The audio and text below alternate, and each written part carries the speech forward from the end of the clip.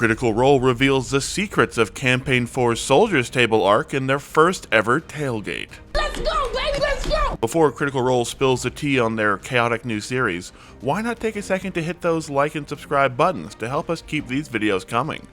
It really does help these videos perform, and we really appreciate it when you do. And then, let's talk some Critical Role.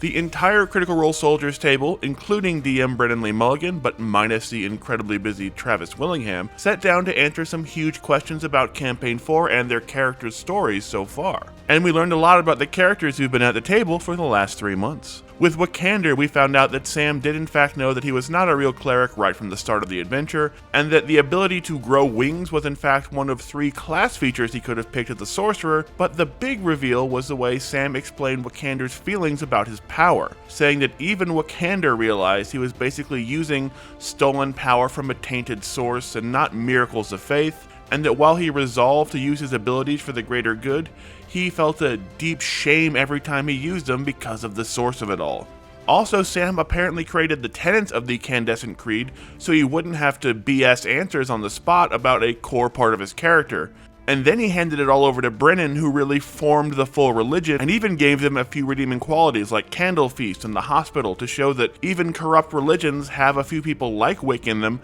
that really do think that they're doing the right thing, to make it all much more relatable and human. Oh, and fun fact, the Tailgate staff seemed to misspell Wicander's name, throwing a K in there where it didn't belong, but as someone that makes a lot of graphics on a daily basis, I feel your pain, editor, and don't let it get you down. Robbie, on the other hand, basically spent the entire episode refusing to reveal facts about Kattigan, saying if Kattigan died, his entire backstory would die with him, and he wasn't even sure he would reveal it if Kattigan survived for the whole campaign. He did, however, admit that his character's reaction to Tyranny stealing the knife was kind of intentionally an overreaction and the wrong way to communicate his morals, because that's what a flawed human being would do. Although he admits a voice in his head was screaming at him that he would be crucified for yelling at a fan favorite, and he could tell that some of the other players at the table thought he might have gone a bit overboard. But that is simply what makes Kattigan Kattigan. And he basically stonewalled nearly every other answer. But we did manage to learn that Brennan has a nearly perfect Kattigan impression in his back pocket.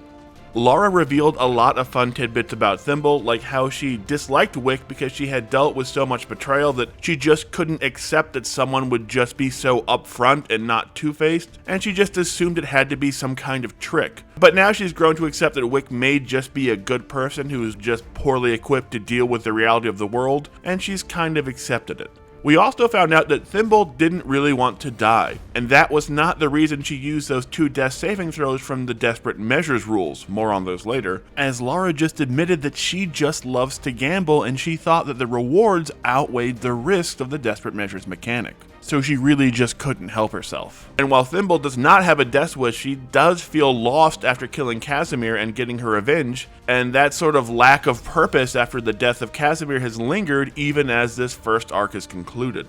For Whitney, who will be our returning host of the show, and Tyranny, we found out that she wanted to go back to Dolmek Yard because she wanted to meet with and potentially eat the now dead Octus. She's also convinced that Kattigan secretly had a daughter who died, which is why she decided to turn into a small girl during their first heart-to-heart conversation to try and get a reaction out of him and prove her theory right. She also clarified that Kattigan yelling at her about stealing the knife, which she calls the action that was both the lowest and highest point of her time at the table, instantly made him her father in her mind, and quickly clarified father, and specifically not daddy. Although she did end the first, non-beacon only segment by insisting that Sam was going to show whole in an upcoming episode. So still plenty of chaos from Tyranny.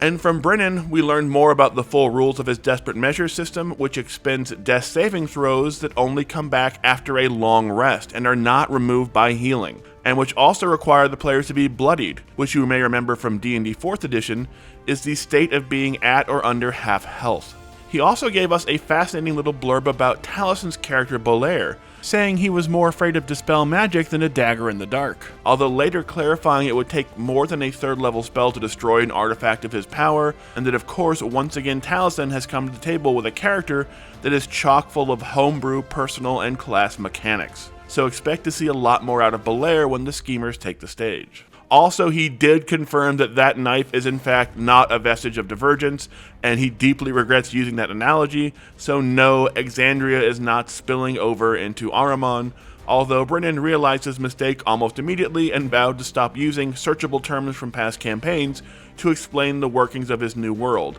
So that's one theory fully shot down. All in all, this felt a lot like their old program on Alpha, where there was like an hour of mainly staff-led questions followed by 30 minutes of Alpha member questions, although in this case the Alpha members are Beacon members. And some fans did complain that bringing back a live stream and then having all the questions come from Danny Carr maybe made it feel like the pre-recorded old streams and not a true live event where they were kind of just ignoring the returned chat. But that was really a small complaint in what was a chaotic and hilarious stream, with Whitney doing a fantastic job of moderating while still sprinkling in a lot of that traditional Whitney Moore chaos along the way. Next time we hope Travis can join, as even his fellow castmates had a lot of questions about Teor's strange, star-based powers and what his build truly was, but we'll be waiting quite a while for those answers, as the Seekers are next to the table when Critical Role returns on Thursday. So what did you think? Are you a fan of this new Tailgate format, and did you learn any crazy new secrets about the Soldiers Table? Let us know down in the comment section, and don't forget to hit those like and subscribe buttons.